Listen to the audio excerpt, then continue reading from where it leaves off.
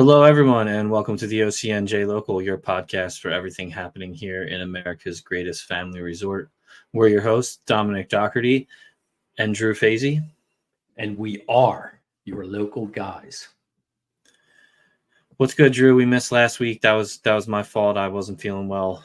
Did a lot of sleeping. So I'm glad to be back and behind the mic again. Everybody's getting it, Dom. It's going around town. Yeah, knock on wood, I didn't get it that bad. So, just a lot of sleep in a couple of days and feeling good. Saw the sun today for a few minutes here. It's Saturday when we're recording this, but feels like the first time we saw the sun in like a week. It gets to me too, man. You know what's crazy, man? 4 days without the sun, I start really feeling it. Yeah, it does. It gets you for sure.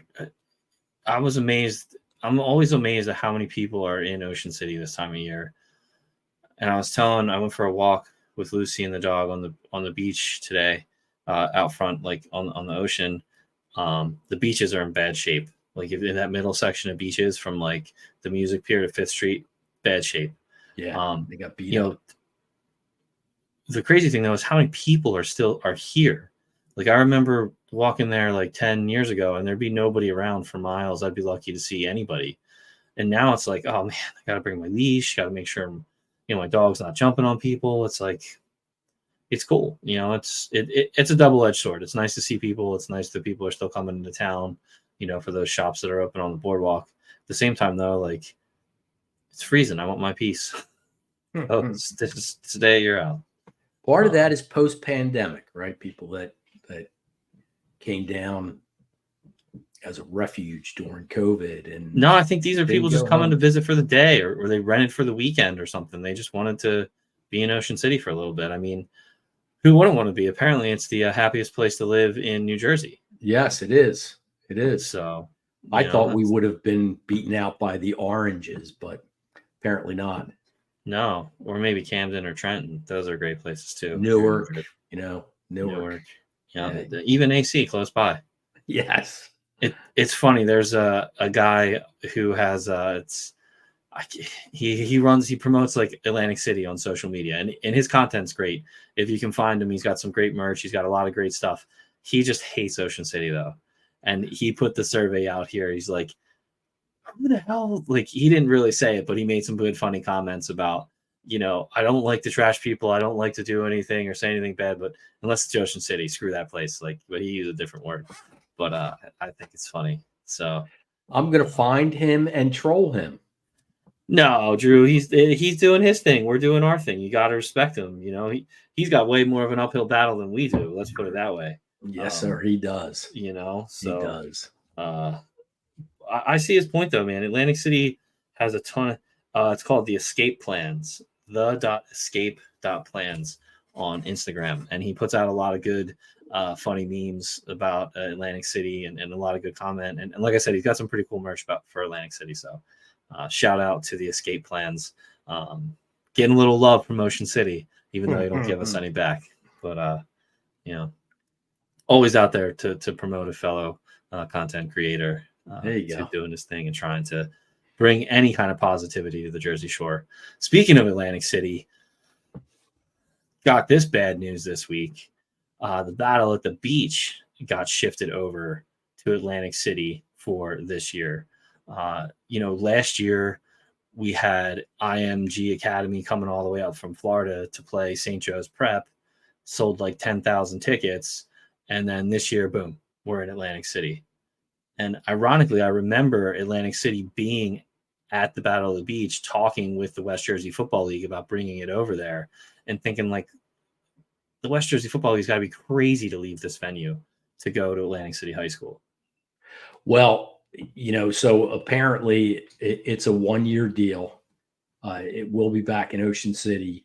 Hopefully, it's not written in stone, but the Philadelphia Catholic League schools play a couple games at Carey Stadium the weekend before Labor Day. It's the weekend of Labor Day this year. That's what it was. No. Well, Battle of the Beach is weekend of Labor Day. basically, yeah. So from what I read in the Daily, and what Coach Kevin Smith, the head football coach here in OC, said was that his season starts later this year, and that the city does host those Catholic League games that weekend of Labor Day, and the Battle of the Beach was that day as well too. So everybody got kind of jammed up, and that's why they had to head over to AC. So it wasn't a venue, or I saw a lot of people on social media originally saying parking issues and things like that. It wasn't anything like that. It was just it was scheduling. Yeah, it was a scheduling issue. Yeah. So, hopefully it comes back. Yeah, Kevin said he felt if at the end of the article, he said if they did a good job, the league might keep it there. I don't know. Atlantic City, good job, don't really go hand in hand. Yeah. My dog wants to come in and hang out. Yeah, we'll see. So let's get into it. I have a couple shout outs to start. Sure, go ahead. The first one is so the city has taken over or will on February 1st. The city will be taking over managing the senior center at the community center. The senior center, since its inception, was run by the county, Cape May County, and the city is now taking it over. And to that end, Councilman Karen Bergman on Thursday night resigned her city council seat to take over a management position with the city to run the senior center. So I wanted to give a shout out to Karen, thank her for her service as the longest tenured council person, and wish her well running the senior center. I have to tell you, so my oldest sister goes to the senior center, and I think there's a lot of buzz down there about the city taking it over and doing a better job than the county has done for the last couple of years. And I think Karen's the perfect person for that, and I think she's going to do a great job. So shout out to Karen.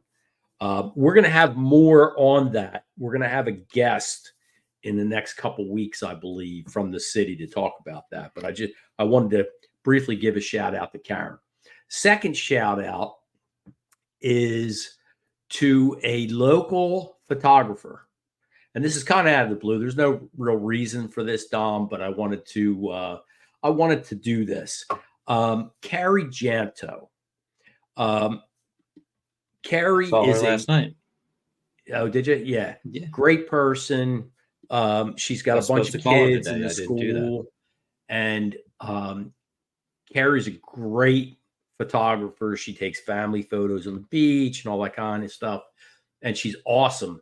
But Carrie follows her kids through sports, including the OCYA, the local baseball program, the Junior Raiders football program, and the Ocean City High School.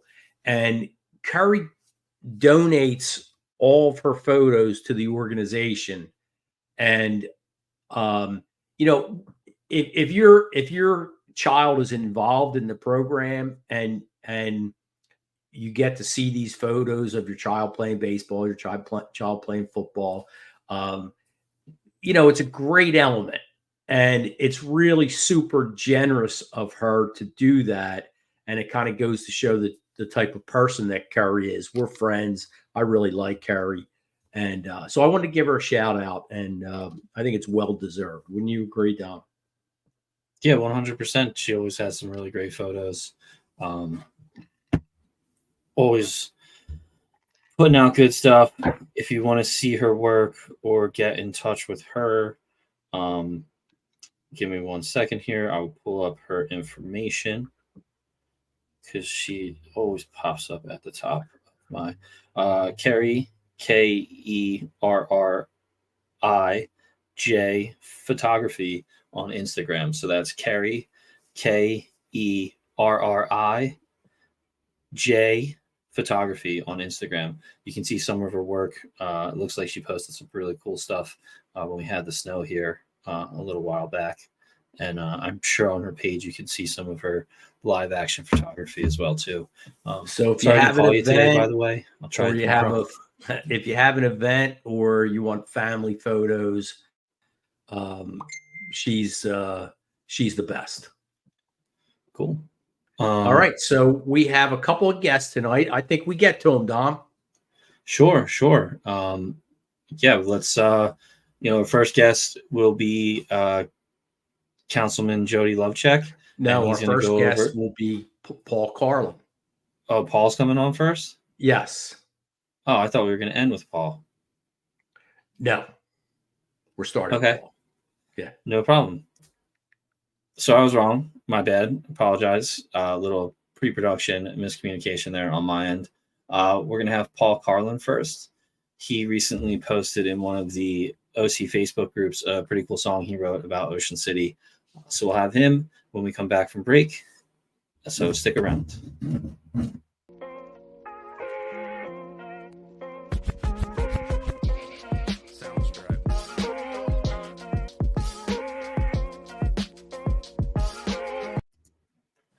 All right, everyone, welcome back.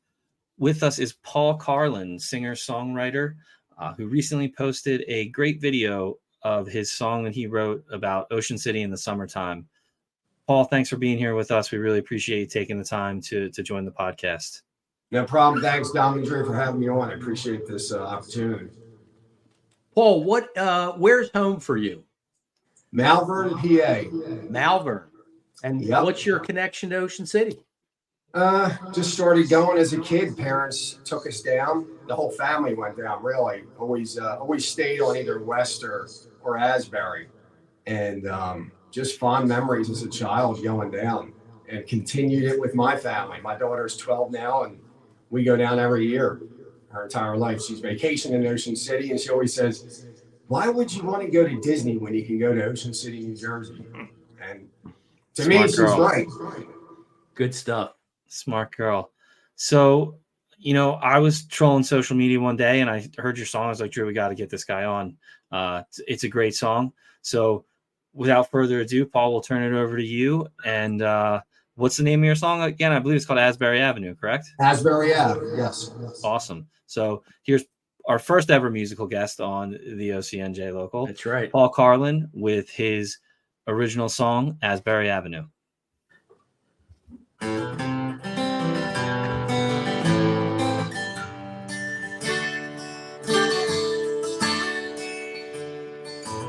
Pack your bags, bring the dog, a week's all that we have. From the boards to the bay, it's all one state of mind. Oh, the summers are made for raspberry ham.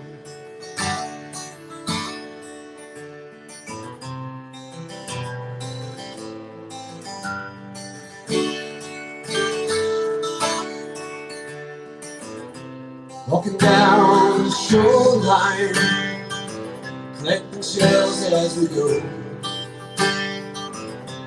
Warm sun is at our backs, ocean salty wind blows.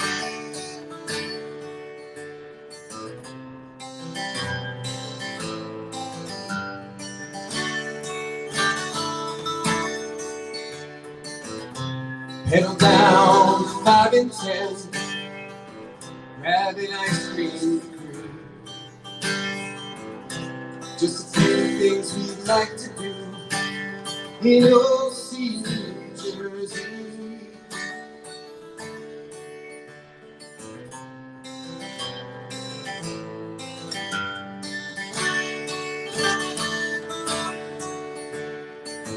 Pack your bags, get the dog, now it's time to go home.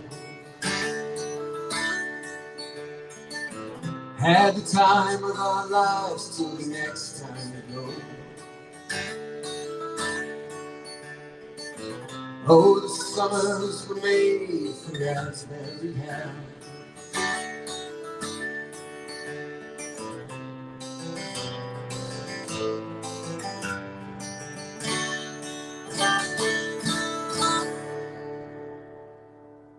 right.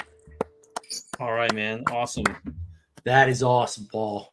I think you capture the feel of thousands, maybe hundreds of thousands of families who come down to Ocean City, year after year. That's a great job, man. No, thank you. Appreciate it. So Paul, one thing, Paul, when you make it big, big in my basement. Dom and I want front row and backstage passes. You got it. You guys were the ones that put me on the scene, so thanks. And Paul, where can people find more of your music? Are you out there on Spotify? I'm on Facebook, YouTube, and Instagram at Paul Carlin Music. Awesome. So that's all one word, Paul Carlin Music. Perfect. So if you want to hear more from Paul, he's on Facebook, Instagram, and YouTube.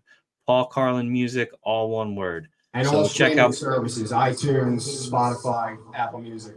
Awesome. So those of you listening on Spotify, iTunes right now, just hit that search bar, Paul Carlin Music, all one word, and check out the rest of his catalog.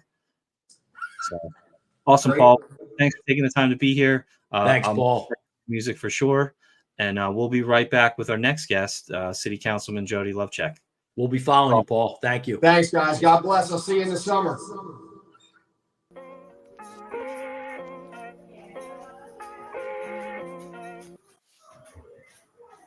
Hi, everyone. Welcome back. With us is Councilman Jody Lovechek. Jody, thanks for taking the time to be here with us tonight. We really appreciate it. Thank you. Thank you for having me. I appreciate it. Fantastic. How are you guys? Good. Doing good, man. Just had some great music from our new friend Paul Carlin, and excited to hear a little bit more about the survey you put out to your ward here. It was something that not a lot of politicians really have the courage to do. Really ask their voters and the people they represent what they're looking for and what they want and how to improve things. Generally it's always a top-down type leadership, and you really went to the people. So hats off to you for having the courage to do that, and really trying to find what your voters want and what the people of the city need. Thank you. Yeah, it was a fun thing to do. Ocean City is a unique situation where we're not just any average town where we have to run the politics of the town. We're a bit different, mainly, of course, because we're in a guest service industry, and we have a lot of different types of people that are here. You have your residents, who of course are the most important here, and then you have your second homeowners, and then you have your guests, and quite a few different things in between that as well. And so getting the perspective of each of those, even though it's really the locals that are here that we're getting the most out of the town and putting the most into it each day, you really want to know what the people who are have an interest, those others have an interest in this town as well, whether it's to come here just for a day to visit or to own a shore home and make this their tranquility type vacation for the whole summer, or just to rent it out. That you have so many different types of folks that are interested in Ocean City. So I thought it'd be interesting to see, how do I take the top 10 or 11? I didn't want to make it too detailed and too long. How do I take the top 10 or 11 things that I get approached about or spoken to the most and put it into a format where I can make it, kind of super simple, where we can collect some data, get it out there, and really be able to look at it and say, hey, 80% of people think this, while 50% of people think that. Is this an official survey that, was done by the government? And no, this was a simple survey that was done by me personally. It went out to my Facebook contacts and whoever follows that, and it went out to my email distribution lists for my business and wherever else anybody else may have shared it. So we got over 2,500 responses, which was a lot more than I was expecting. And, some people, we put some security onto that, onto the questionnaire where you couldn't take it twice. I mean, you could if you really tried. You had to go log in with a different email address from a different IP address and things like that. But I don't think this is one of those things where somebody would be inclined to even want to think to do something like that, to take it twice. this is one of those things where I wanted the questions to really resonate with somebody like immediately when they would hear it. For example, one of the first questions I asked after I asked the folks, because I wanted to dissect the information down. The first thing I asked was, are you a local? How do you identify with Ocean City? So it was either you're a local, you're a second homeowner, you're a guest, or you're a business owner. And so I have the results as a summary of all of those 2,500 plus responses, as well as I have the capacity to be able to say, hey, here's what only second homeowners thought. And I reported it out 5 different ways. So at my ward meeting last week, I reviewed these answers, but I only used the report that was the sum of everybody. I didn't go by just locals or just second homeowners, because I really had a mix. I don't think I had many tourists or any at my ward meeting, but I certainly had second homeowners who really appreciated the input from them, because it's not often that the second homeowner is asked, and it's for common sense reasons. They can't vote for you, so but they have skin in the game, and I think they were probably very appreciative that you included them. And the other thing I wanted to mention, you mentioned your business. I think we have to give a shout out, Dom, right? Yeah, we do. Jody is the principal of Jilly's, has a number of different businesses, both up on the boardwalk as well as on Asbury Avenue. Looks like we're having some technical difficulties. Jody just dropped out. Drew, you want to shoot him a message, let him know he can click that link again and come back in. Oh, he's back. He figured it out. Okay. I would assume he's tech savvy, especially with the way he collected that data to break it down. Yeah. I mean, we really all know it's only the natives' opinion that matters. So, the natives survey all you want. Yes, the natives, not the locals, of the natives. But the natives. They're going to be restless, more restless than usual, I should say. I think he should have had another category of Airbnbers. He could have. All right, Jody's back. He's back. I'm not sure what happened or where you lost me, but I thought it was a good time to do this, considering that I'm still in my first term, and these are things that I do as a business owner in town. Also, I really like to ask people's opinions, and I deal with a lot of tourists and a lot of second homeowners as pretty much as throughout the day of working on the boardwalk. So I'm used to getting feedback from them and kind of drawing off of it, if you will. But here for Ocean City, it's of course the primary residence is the most valuable to me, and but we have to look at what second homeowners and what those guests think, because we have to keep them coming back here and keep them interested in making their purchase in this town. It's why the majority of the success is here, is because of we have that mixed bag of tricks of different types of folks who come here. So focus on keeping that healthy is really, really important to me. And when you look at the survey itself and you look at the questions, pretty much everybody that took it, the idea was, that's why I called it a 60-second survey, was you look at the question and you kind of know right off the top of your head what the answer is. I didn't want people looking at it and saying, well, what do I really think? I wanted their honest, right away feedback into it. And if you wanted to go through it, as we go through it, I'll kind of indicate to you, there might be a question or two in there that,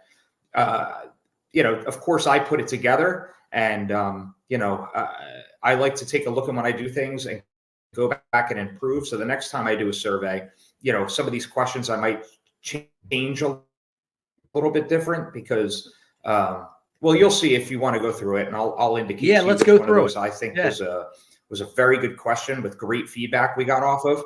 Yeah, absolutely. Let's do it. I don't know if one of you guys want to share your screen, because you could actually pull it up right on here. I have it living on my website where it's very easy to be able to see and go through.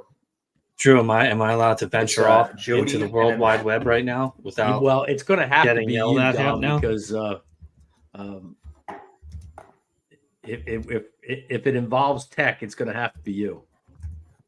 I know, that's hence why I'm making sure it's okay for me to go. So while he's doing that, Jody, Dom and I have talked about this before. So coming up in May are the 4 ward council person elections, and you are in the 3rd ward, and you'll be running again in May. Absolutely. Yeah, I'll be making an official announcement about it in the coming weeks, but the plan is to do it. Okay, so I hope I didn't let the cat out of the bag there. And then I earlier in the show I gave a shout out to Karen Bergman, who resigned her position. Is it my understanding, Jody, that she's an at-large council person, that her seat will also be on the ballot in May? That's right. It will. So okay, so that's not normal. Normally, it's just the 4 wards, but because she resigned, they're going to put. Yep. So it'll be for a 2-year seat as opposed to a 4-year. So it'll expire when the other 2 at-large seats expire. But there does need to be an election. You can't have an appointment go for longer than a certain period of time. Understood. Okay. Awesome. All right. Never shared screens before, so let's see how this works here. I'm hoping it's just like every other technology I've ever used. If you go to Jody and then the number 4 council.com, jodyforcouncil.com, and you scroll down to the bottom, actually there's even a button right up at the top there where you can hit that and it'll bring you right into it. And what I have posted on here is this is the data of the summary. This is exactly what I presented at my ward meeting. It's a little bit tedious, to look at because like I said, there's 5 different ways to look at this data. It's a little tedious to toggle from one or the other to the other. So I figured, let me put just this one up here for now. I could easily upload and share the other one. I find it interesting that almost 50% of the people who filled it out were visitors. Yep, and that's probably due to the fact that I have a huge distribution list for Jilly's on the boardwalk, and that makes sense to our distribution list. So I purposely wanted second homeowners and vacationers. It's an important thing to look at. So you can see how they broke down here, and that's good that you saw that. Roughly half of the folks that answered this are visitors or vacationers they identify as, and you'll see where that becomes meaningful in the data. I'm a numbers geek. So when I do things like this, I want to know that I'm looking at real data, that I'm looking at real numbers, that it's not something that is haphazard or has a huge margin of error or something like that. I really want it to be meaningful. So when you look at this, that's key, the 50%. So if you go into the next question there, okay. That was question give me 1. One moment. How are you associated with Ocean City? Question 2 is Ocean City, New Jersey has stable and affordable property taxes. So question, Jody, do these colors follow through? Like, so does the green was always just the top color, or does that represent what the homeowners and locals, natives have to say? Oh, no. There's no differentiation here between who answered how. This is a summary of the complete response. So there were 25. If you look, you'll see there were 2,578 responses total between everybody. Where almost 50% of them were second homeowners, right? So now this is the first real question. And if you look at this, see where it says neither agree nor disagree in the middle there, almost 50%.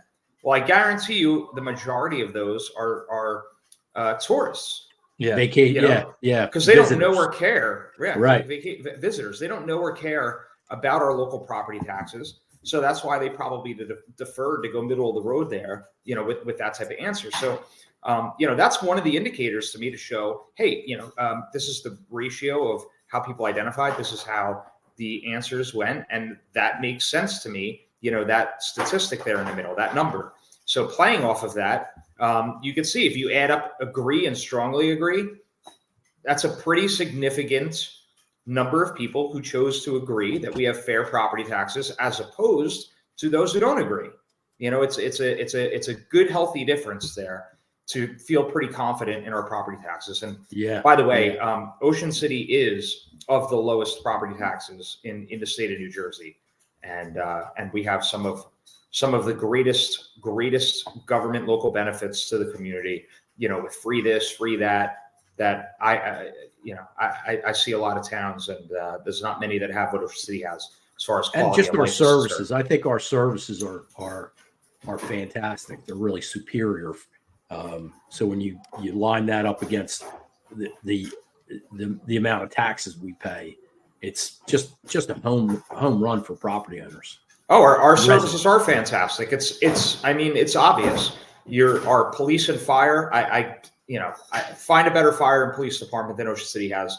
Agreed. I think it's you could say the best place actually to have a heart attack is in Ocean City, because we have a 2-minute fire department response time, and we have a great hospital right over the bridge. So it's a great community for that, and everybody wants trash collection, recreation, being a safe city. It's our recreation facilities, et cetera, et cetera, et cetera.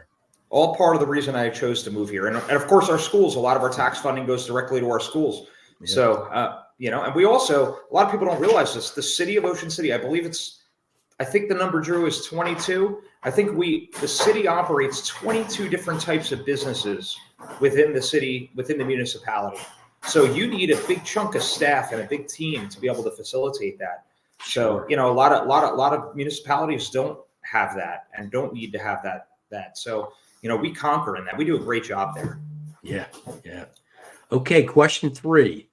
Parking in many of our neighborhoods and business districts is a challenge. It sure is. And look at the numbers. The numbers. Survey says, yeah, absolutely. Yeah. It's a pretty staggering number, actually, and that's something that. This was on the top when I decided to run for city council and look at what are some of the problems that Ocean City faces as we move into the future. I'm very familiar with the parking issue, and and it's one that's going to continue to get worse if something isn't done about it. And I got a lot of great ideas. There's a lot of other ideas that are out there that aren't necessarily mine; they're just similar to mine, and I think you're going to see in the near future in Ocean City some, let's just say I'm confident that with some of the changes that we have coming in a couple of years from now, if we reran this survey, I think you'd see better results. So for those listening and not watching, if I'm looking at these numbers correctly, somewhere in the 85% of respondents agreed or strongly agreed that parking is an issue. That's right. Is that about right? 85%? Yeah. Big number. Yeah. And if you want to compare it to the people who don't agree, you're looking at 5-6% there. And this is one of those questions. What I really liked about this is that this is one that really pertains to everybody, the second homeowners, the guests, the residents, everybody. And, believe me, I'm not glad to see, I'm glad, but I'm not glad to see. Of course, you don't want to see 85% of people taking your survey indicate that there's a problem there, like what we have here. But what's good about this is that it shows that we have a ton of room for improvement. And we're doing so great in Ocean City right now with getting people here and getting them to want to be here. If we're able to figure out this parking situation here, that's a huge area of improvement.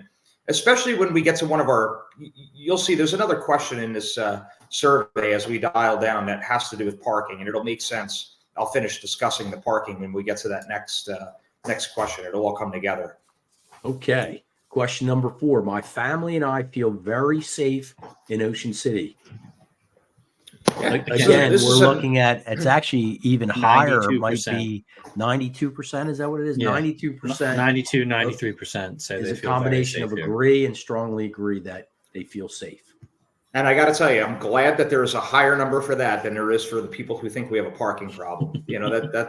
That's for sure. But this is another one of those questions where it's, I want to know from particularly guests that are coming here. We don't want people to feel that inferior to come here for any sort of reason, especially a safety concern.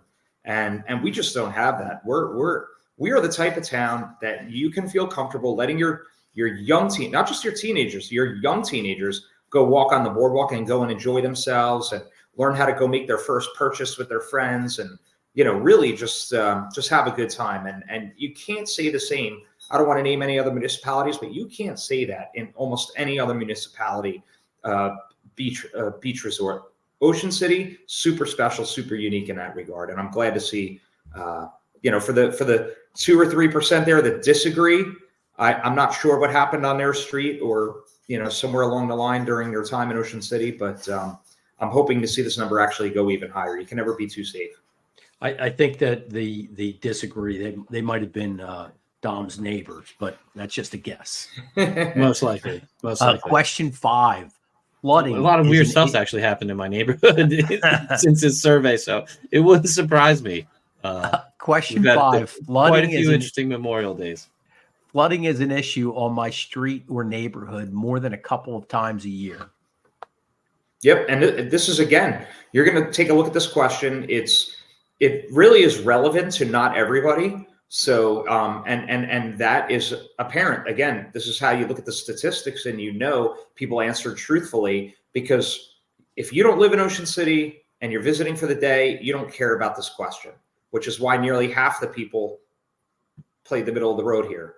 Yeah. I feel like folks that answered this question and you would see that when you look at just tourists, the majority of them, when you look at that report on its own, it's in the neither agree nor disagree. So, but, some could argue flooding may not be as bad as everybody, says that it is, because I was expecting to honestly see this number be about 30% or higher. And we're not at 30%.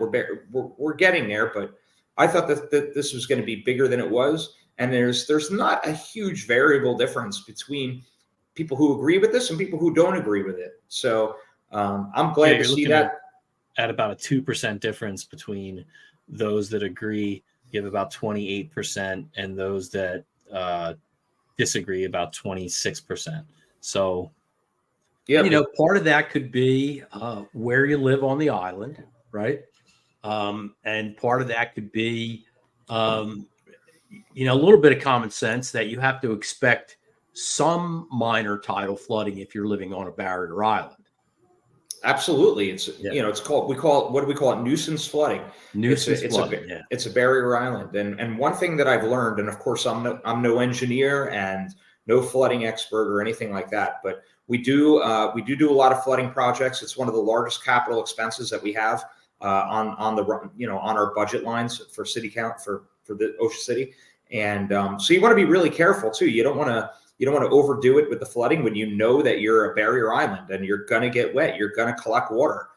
And what you don't want to do is go spend, I'm just going to make up a number, millions of dollars. You don't want to go spend hundreds of thousands of dollars or millions of dollars on a project where you have water here and you were able to find a way to remove that water, but now the water just sits a block north from where it was, or a block west, or what have you. And that's where you got to be really careful, because it just has to go somewhere. Sure. So I think the city's done a great job over time, particularly over the last dozen years or so with flood mitigation. I don't think there was really any concern for flood mitigation, 15 years ago and from prior administrations that are in office. So it's been a big topic. It's been a big thing. And you're never going to completely do away with it. It is what it is. The water's got to go somewhere. And when the bay is this high and there's no way for the water to go out to the bay because it's full, that's right. It's a matter of displacing it to where do you want the water to sit? I'd have to agree with you, Jody, over the last, 10 or 15 years, 10 or dozen years, the administration and the city council has done a really good job being aggressive in these flood mitigation projects. Sure. Yep. And it's something that we're going to keep doing. It's important, and discovering how it happens. And when you get technology too, which is pretty cool, there's a technology for any of you geeks out there. It's called LiDAR. and the city actually did we hired a company to come and do a LiDAR scan, I think is the terminology, of our entire island. And it's pretty cool how if you look at this from a bird's eye view, when you look at this LiDAR scan, it indicates to you exactly where the lowest points are and where the highest points are as far as groundwater on the island. It's really cool. Yeah, it is cool. So, it is cool. Yep, that's something. Is that available to the public? That's a good question. I'm not sure exactly how you would get to it, but since the city paid for it, it is available to the public. Cool. So by default, it is. I get back to you about how you get a hold of it. I need to send that to my flood insurance company because flood insurances are going up 25% a year now. It's pretty wild. Yep. Well, the flood insurance is actually something that's done through the through FEMA, through the state, and it's pretty complicated. But I can tell you this: the city itself. This was not too long ago. It was after Sandy, though. Negotiated with FEMA and the state. This all has to do with your zoning rules as well. So because we have such strict rules in place with how high to build a property, for example, that's going to mitigate that home from getting destroyed by any kind of floodwaters when it's built at certain elevations in certain parts of town. And that also helps mitigate, what your policy is going to be, of course. So Ocean City has done a really, really good job as far as that's concerned. The other side of that is a lot of people think that the construction is too big now and the houses are too tall. And, that's another question in here. But a lot of that has to do with not just because we're letting people build these mansions, and it's not that they're so tall. It's that they need to be elevated in some cases, like my house, 12 feet off the ground. So, my first floor doesn't start until I'm higher than a basketball net. Right. Everything below me is a waste. So it's air. So if we could go lower, my roof would be lower. Yeah. Right. Yeah. Right. All right. Question 6. I would shop / visit the Ocean City NJ downtown and/or boardwalk more often if parking was not an issue. Yep. So this is that these question numbers are overwhelmingly agree and strongly agree. Yeah. This is and this is something that I've been walking around with. Sometimes you just know because of your profession and because of what you do for a living, and you're just well educated in what goes on around you, and you don't necessarily need a survey to know what people are thinking. And this is one of those things. I've been told time and time and time again in the 20 plus years that I've been a business owner on this boardwalk that man, it's a shame there wasn't a better parking situation. I would come here more often with my kids. I would come here and I didn't need to see it on paper here, but I wanted to see it. I'm glad that it came back this way because again, this is one of those things that is, I think it's critical to hearing from everybody, locals, second homeowners, tourists, when it comes to this. And it's clear as day here. And, I'm excited to see how the businesses will prosper once we have established a better parking situation. And, I truly believe, I've been saying this a long time, Ocean City is ripe for a parking deck or a parking structure, we'll call it, that is centralized within our town, where it gives access to our city hall, it gives access to our downtown, gives access a little further away from the boardwalk, but the boardwalk's worth walking to from a central location there. Sure, I would love to see a parking deck right at the boardwalk also. Sure. But just if we're talking about a parking structure and we're looking to improve the thoughts of parking to the city in general, you're never going to hear a no out of me when it comes to a downtown parking structure. I truly believe we need it. I truly believe we have a way to do it, and it's just a matter of getting all of our getting organized around it the proper way. But I think we'll get there. Great. Okay. Question 7. Windmills off the coast of Ocean City will negatively impact our property values and tourism. I would have again, never believed it myself when I first heard about it in the newspaper, 10 years ago or something like that. But, and again, overwhelmingly, people agree with that. Yeah. Overwhelmingly. When this first came out, I want to say 8 years ago or something like that. It was the headline I remember was windmills will be 15 miles or so off the coast of New Jersey. This is great, for green energy and things like that. And I really paid it no mind until I was about 2 months into my being elected as a city council member, and Ørsted had come and presented to us their plan for the windmills, as well as their lease with the state of New Jersey and the federal government. And pretty much all they needed from us, from Ocean City, was to pass an ordinance allowing them to run their infrastructure under our island to be able to connect into the mainland. And after sitting there and listening and not knowing much about the project, only from what Ørsted told me, it's pretty wild that, they were supposed to be there to convince us about all the positives of this project and why it would be a good idea for Ocean City to adapt it. And all they did was convince me otherwise. It was a pretty interesting. No kidding. It was a pretty interesting showcase, and all they really did was convince me otherwise. But the thing is, when it comes to governing, especially in this type of government, in a nonpartisan style government that we have, local politics, it's not about what I think. I could sit there and think the project stinks all day long, but if our community wanted this, and if our community embraced this, I would be more open to it. It would be a different story because my vote represents that of my district. But it's quite obvious, anybody I talk to around town, there's always one or two people, but the vast majority, in my head, it was higher than the number that I see here. But all in all, it's the vast majority of those who are against it. And it's pretty interesting, too, when you take a look to see, well, who's against it the most? The locals or the second homeowners or the tourists? And I think you're going to be pretty blown away when you find out the answer to that one.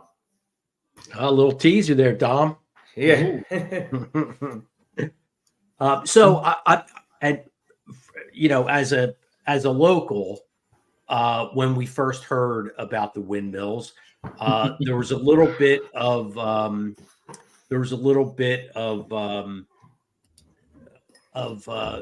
we didn't really pay attention, right?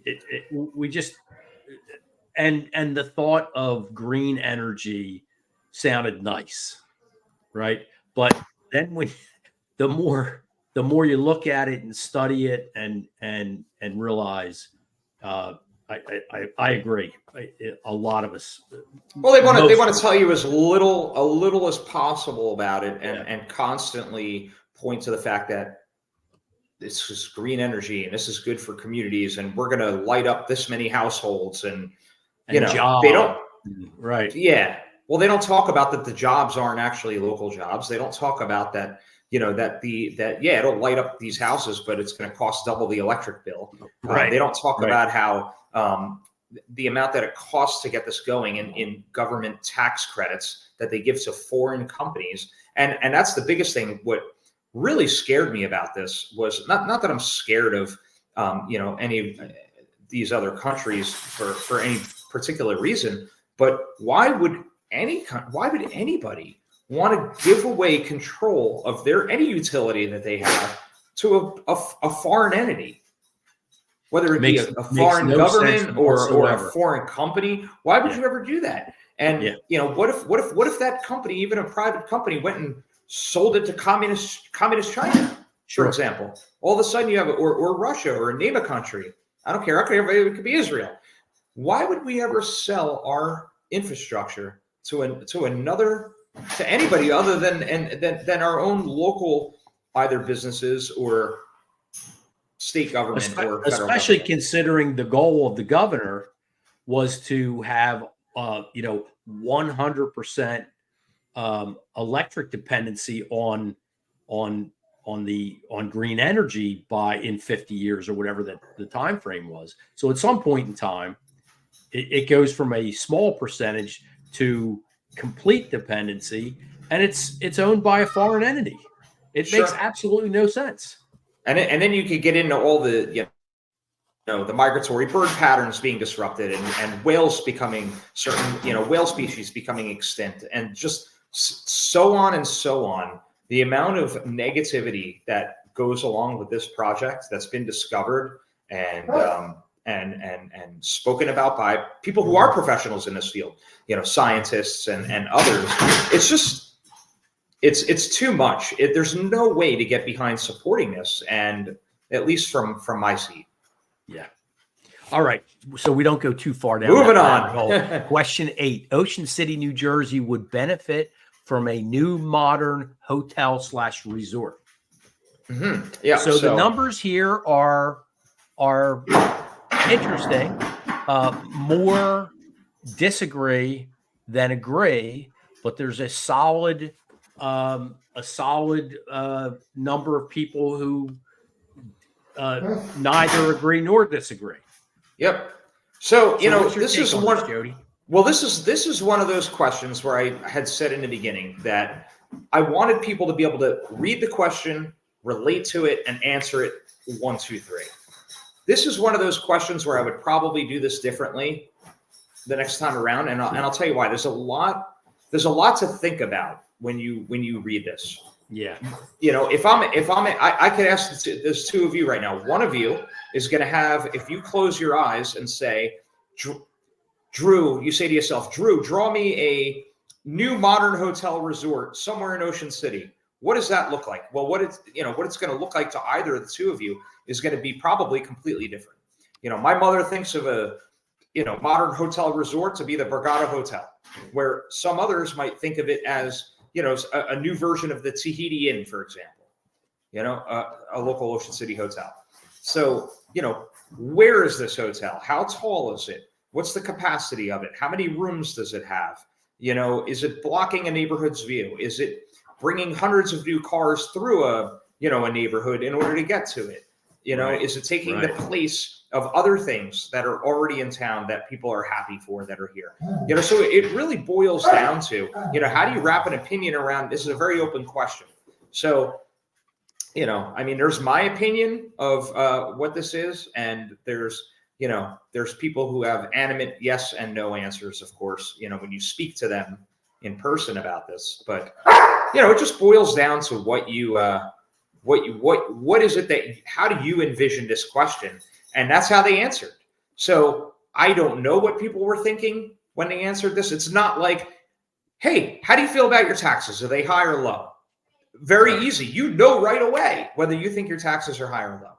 This is one of those things where it's like, give me some more information first before I think I should answer this. Yeah, very interpretive question. Yeah. So I think it leaves a lot to be desired with knowing. There's a lot of hotels in town. They're smaller. They're lodge style hotels from the the 60s. There hasn't been a new hotel built in Ocean City in I think the last time I heard was maybe 28 years or something like that. But a lot of hotels have been sold, over that course of time that were here that have become, condos, for example. Yep. Would we benefit from a new hotel? Yeah, of course. I think we would benefit from a new hotel, but it could also hurt us in certain ways. It just depends on what it is, where it is, what it looks like. Not too long ago, a hotel was pitched to the city at a city council meeting. And I'm not sure if any of you were familiar with that. That obviously didn't have such rave reviews from the public. Yeah, and it went away. We actually did an episode on that, Jody. Yeah. And there was a split decision from Dom and I. Okay. Dom was very much in favor. And when I took your survey, I answered positively to Ocean City benefiting from a new hotel. I was very negative about the location of that hotel. Yeah. That 5th and 6th Street taking that public land. I did not like that location, but Dom was in favor. I just, there's some concerns, of course, that I would have, and it really has to do with mass style. I think, anybody building a boutique style hotel, I would have no problem with it all, as long as, of course, it has the proper parking accommodations If you're building a 90-unit hotel, you got to have 90 parking spaces. You can't build a 90-unit hotel and show me a couple dozen parking spaces and that's it. That's not fair to your community. That's not fair to your neighborhood, and that's very impactful in my opinion. Sure. So proper parking, proper height, proper there's a lot of things that you got to consider here when you talk about it. Yeah. Okay. Moving on. Question 9. Keeping our island dry of alcohol, including BYOB, is our secret sauce and should not ever change. I was a little scared. I was a little scared. I was hoping. Because this could have easily, possibly, been where the same amount of people agree, disagree, particularly if they're thinking purely BYOB.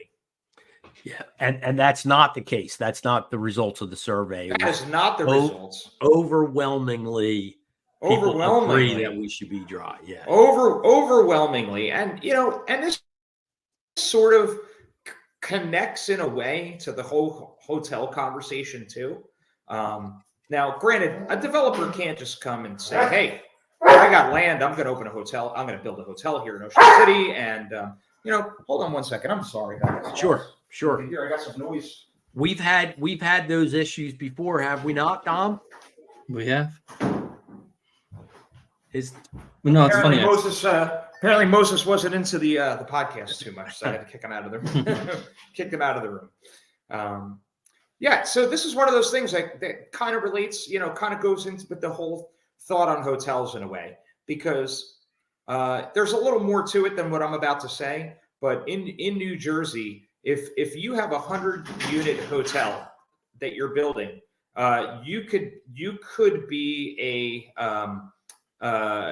fully endorsed for New Jersey state liquor license, full use liquor license.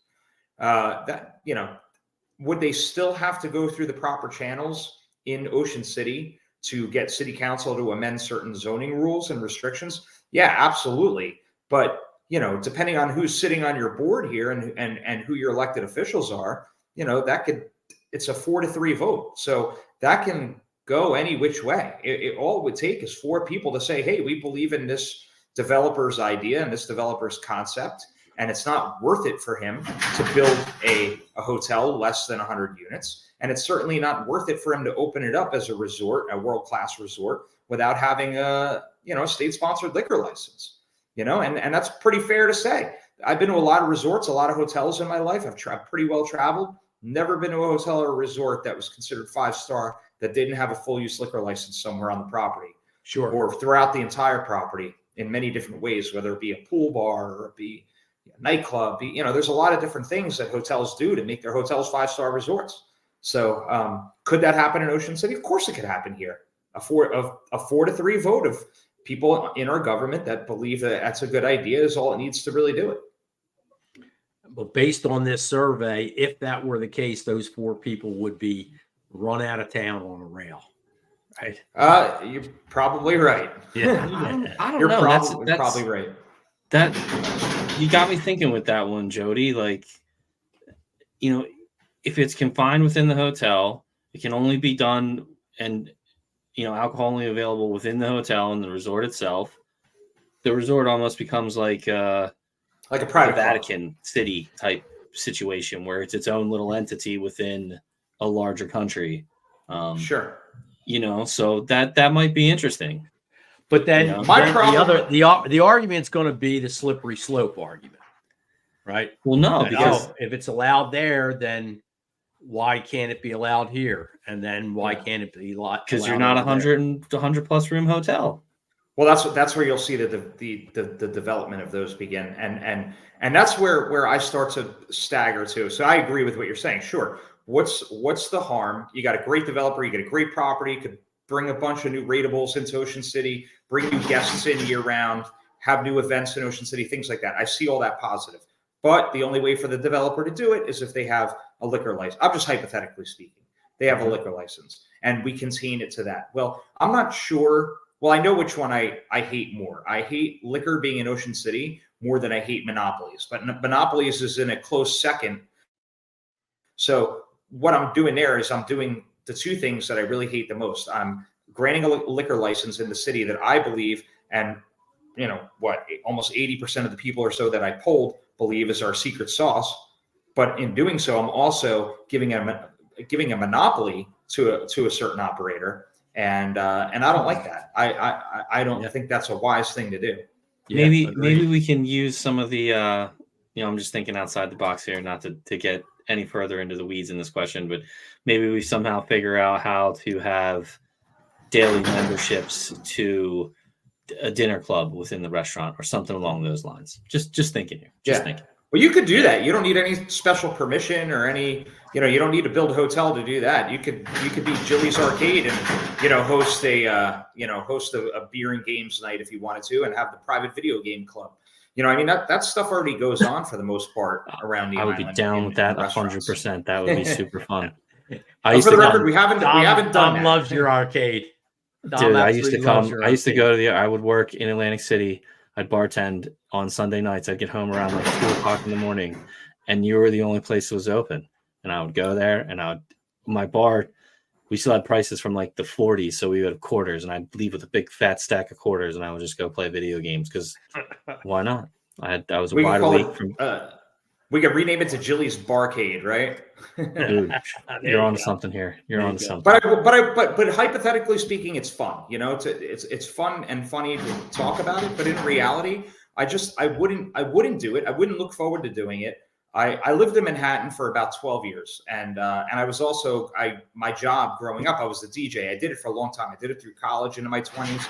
I performed and worked at various different nightclubs and different bars and things like that. So if I wanted to be, I had the opportunity. If I wanted to be in the liquor business or in the nightclub style business, not that the ship has sailed. I chose to not get on that ship.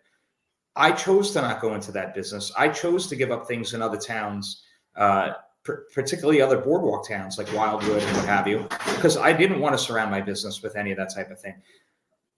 And it's just a different environment because we don't have that. 100%. We don't have it here. It's just completely different. And it's like I love riding around town and we see advertisements for all of the mom and pop. I think the mom and pop thing of Ocean City is the real essence of this town. You go into your favorite store, odds are you're going to meet or see the owner, right? And I really love that about our town, that small town charm. Once liquor starts to invade a town, particularly a busy town, and I don't know if you know this, Ocean City becomes the second most dense, busiest city in the entire state of New Jersey during the summer. So we beat out towns like Camden, Atlantic City, Jersey City. These are all pretty populated towns. We beat them out for 2 months out of the year with our little, 150 member police department. And we're able to handle, can you imagine if we started infusing, having liquor now served to the public, or, it would just be a change of scenery. And I don't want to see I don't want to mention any liquor companies, but I wouldn't want to see liquor signs and liquor posters and liquor billboards and things like that all around the town. Those type of companies and the marketing companies that represent them, like Absolute or Patron, like these companies that have huge dollars behind them, they would love to see their billboard in a city like Ocean City. Why? I just told you, we're the second busiest city in New Jersey. There'll be more eyes on their brand here than anywhere. So those marketing dollars are worth a fortune for them to bring that here. So there's just so many reasons to keep the alcohol out of this town. It would change here very fast. I think the bottom line is in your question, Jody. I think it is our secret sauce. Absolutely. Right? It is. It is our secret sauce. Once you come here, you're coming here again. It's a repeat style place. And I'm sorry. I truly believe I've got this call the data, whatever you want, but I've got this data to back up what I think to be true. And quite honestly, I think this number sadly might go down a little bit over time, because I think that there is more of a call from some of the younger families that have moved into Ocean City that are looking for like BYOB and things like that. But, because it does come a little boring here in that regard, but it's it's just not a good idea. And I think once you've lived here for a year or two, you realize that. Yeah. Your mind changes. Speaking of data, let's move on. So question number 10, my street or street in my neighborhood has been negatively impacted by selfish overdevelopment. Mm-hmm. And the results here are a little surprising in that the majority of respondents neither agreed or disagreed. So again, they're probably the vacationers and maybe even the second homeowners. Yep. More people agreed than disagreed. But if you read social media, you would think that the agree and strongly agree would be overwhelming, and it's not the case. Well, negativity is always, when you go on social media, negativity is always going to take, the captain's seat over positivity. So it's a lot easier to complain about things than it is to compliment things when you on a social media channel, and of course to get others to harp on it. But I got to tell you, this is one of those questions. Also, it's kind of like the hotel question, where it's what's selfish overdevelopment? Some people think my house is selfish overdeveloped because it's way taller than the Cape Cod house that they feel should be, the type of house only that's built in Ocean City. Nothing bigger than a traditional Cape Cod house. Right. Right. So you ask those folks, they think it's selfish overdevelopment. And everybody's got a different idea of what selfish overdevelopment is. For me, selfish overdevelopment is when, and this is, again, I'm not relying on the statistics here because I just think this could have gone a lot of ways if you knew exactly what I was sort of implying here by this. Selfish overdevelopment, in my opinion, is, first of all, I feel that when you own your property and there's zoning rules around it, you have a right to do whatever you want to with your property as long as you're within the rules, within the zoning rules. And if you have a challenge and you've got an issue, that's why we have a zoning board. That's why you go to the zoning board and you have them decide whether you have a real issue there to be able to grant you a variance, to be able to do what it is that you want to do with your property. And it's done fairly, and it's done in an open hearing. And and you've got your peers that are on that board as volunteers to be able to help decide of how that'll go. Okay, that is what I feel is regular course of development. Selfish overdevelopment is when you take a property and you have infiltrated the zoning rules that we have here, and you've figured out a way to craft variances that work in your favor or in your client's favor to be able to overdevelop their property. And I'll give you a perfect example of this. For example, there were some developers that were out there. They figured out a way to be able to build the house as big as they want. Fine. That wasn't the problem. The problem was that the home would be 6-7 bedrooms. Okay. And then they have the required parking, and then they're building a pool as well. All that's fine until they start closing off the pool and the pool deck. And the pool deck serves as two things. It serves as a pool deck and it serves as parking spots. I don't know anybody that owns a pool that is going to park a car on their pool deck. Right. So what winds up happening is the cars move from the would-be driveway, but now pool deck, onto the street. And so if you're a 6 or 7 bedroom house, you probably have 3 cars or more. You probably have visitors, and you've got potentially 3 to 5 to 6 to 7 cars that could be at your house at any given time, never on the driveway. Why? Because you skirted the zoning rules and you created no parking in place of a killer backyard and killer pool deck. Now, it's a bit of a challenge as the zoning officer in town. It's a bit of a challenge because you can't. Here's what it boils down to: you can't force somebody to park on their driveway, right? So you could have 7 cars and just park them all over your street. You can't be forced to park in your driveway. Of course, you could go use your driveway to shoot basketball and play hockey or do whatever you do on your driveway or have a barbecue or what have you.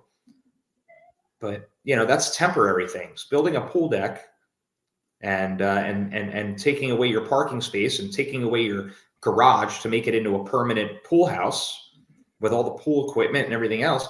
It is selfish. It's overdevelopment, it's skirting the zoning rules, and it's disrespectful to your neighbors. And that's the type of development that negatively impacts a neighborhood.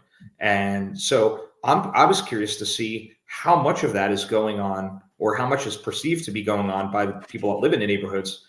How often does that happen? And I honestly thought the answer might have been a little bit higher, again, because of the social media complainer types. That example that I just gave with the pool, part of being on the planning board and being on council for a few years and getting to understand these challenges and getting to know the other elected officials a bit, we were able to fix this.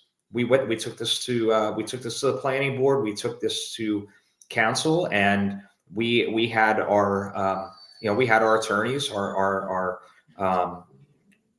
city attorneys write up some new legislation about this. So it makes it more difficult for a developer to have to skirt these rules. And and that's always going to be here, Jody, that you did that. Yeah.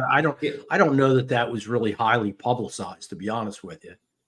No, I sort of remember hearing about it, but I didn't really 100% understand what you did.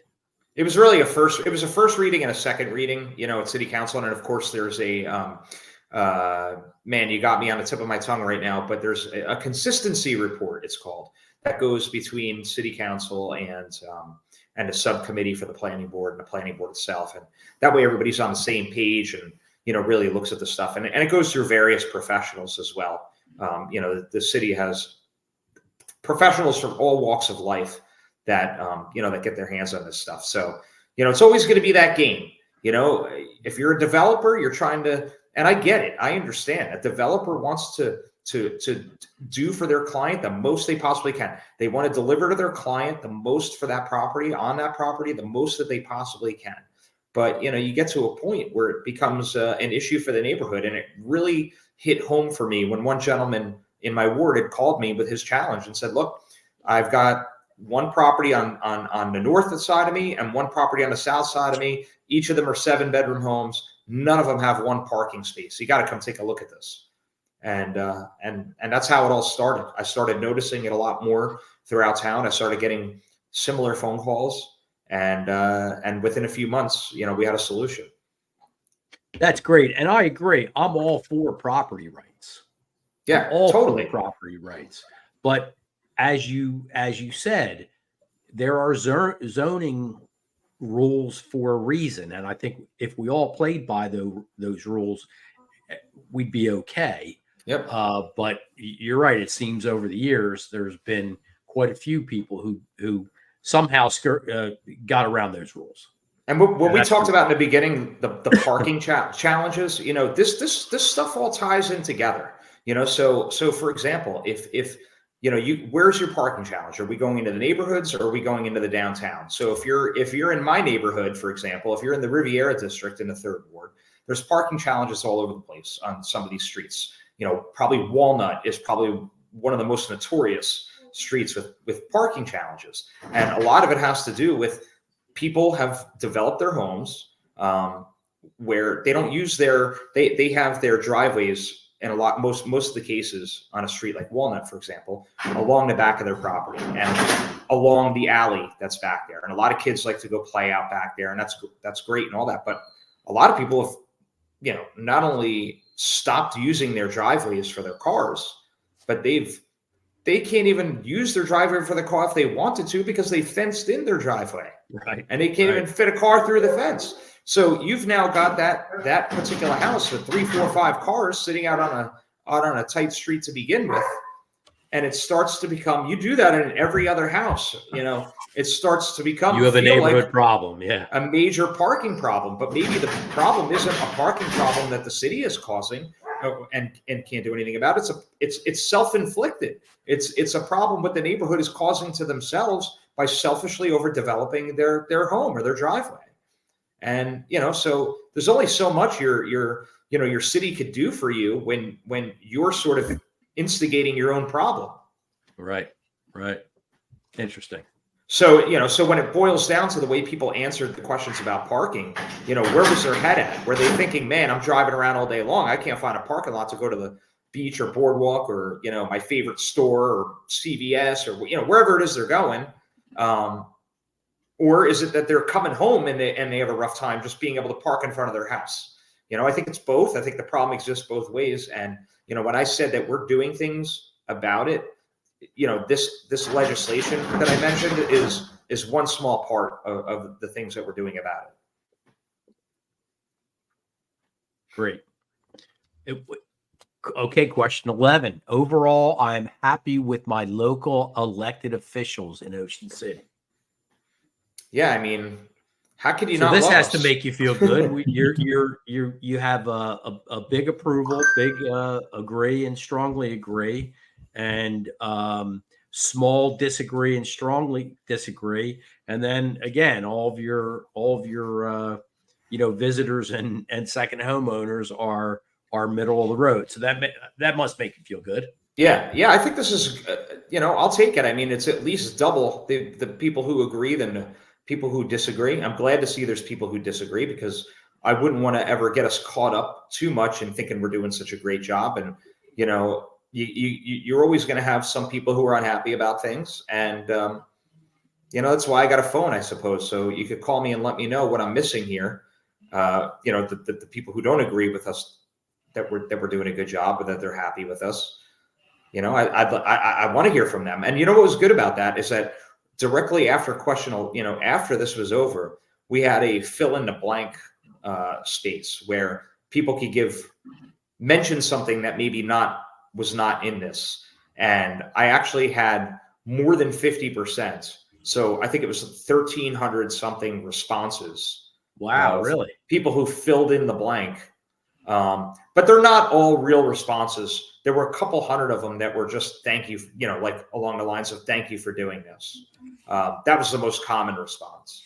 But you had others that were addressing things, and that's something that takes a long time to look at. You got 1,300 some odd people giving unique responses. Let's just say 1,000, because I think it was about 300 of them were just purely thank you. You got 1,000 responses there. What we started doing, Drew, is we put it all into a spreadsheet. Spreadsheets are fun, and you just use some tools to find like words, so you can start sorting it to see how many people gave this advice, how many people you kind of you want to see where the similarities are in the responses. Sure. So if you had 40 people mention something particular, hey, do a better job cleaning our beaches. 40 people would have said that, for example. That's something to really, really think about.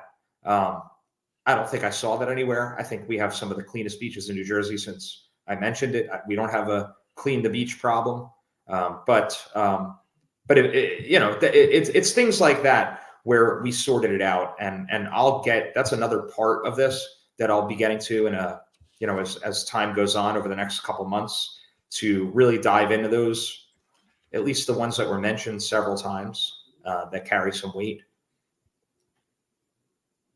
Good stuff. So is that that was 11 questions, and then the fill in the blank. Interesting survey, Jody. Yeah, it was fun. It was pretty interesting responses, really. Yeah. I mean, I don't think there was anything here that was like a mind blowing, surprised, really knocked me off my chair as to how how any of this went. I think it was pretty predictable, and that all goes back to when you live in Ocean City a long time, you live here, you work here, you're elected here, all that sort of thing. You got to know, you got to be able to kind of predict, and it was just good to do this. And even if I was wrong in some of these where it would have been different, it's just good feedback, and you want that when you're going to lead a city, and you got to answer to people. You got to know what the overall expectation level is of what people are hoping out of to happen here and what goes on. And even though you expected what you saw, it's good to back all that up with data. Yeah, absolutely. Yeah, absolutely. For the most part, it was. I mean, there were a few that were either a little lighter or heavier than I would have expected. But I mean, I got really, for the most part, it was pretty close. It was pretty close. It's really the most fun when you break it down and you say, hey, how does the locals answer overall compared to the tourists? Right. And it's really not that much difference, but so you see where of course you're going to have who answered the more likely out of any group in any particular question, but they're pretty close. And so is that level of data available on your website, or just kind of the broad summary? You know what? If it's not up there, we just loaded it up yesterday, and I don't know if we loaded up all 5 on top of this. If we didn't, it will be. Okay. So yeah, that website, what is your website again? It's Jody, JODY, the number 4 council.com.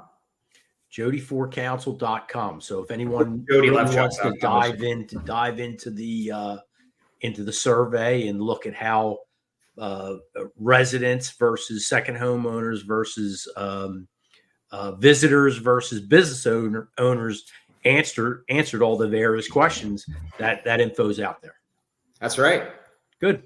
Well, I know we're going to wrap it up because I know your daughters are waiting for you to take them out to dinner, and where should we go? held you longer than.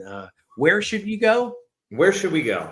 Well, I have not been there yet, but I'm hearing good things. If you like Mexican food, Mexicali,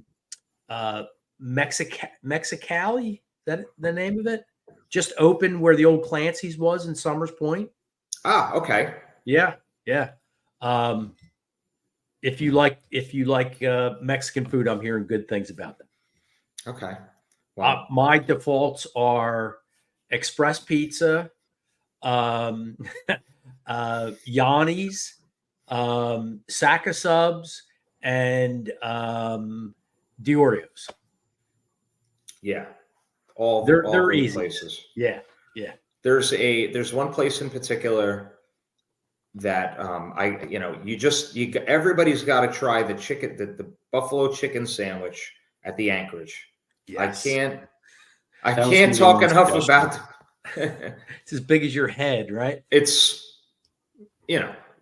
Jill and I, we share it when we go, and it's still like we didn't even get to the bread yet.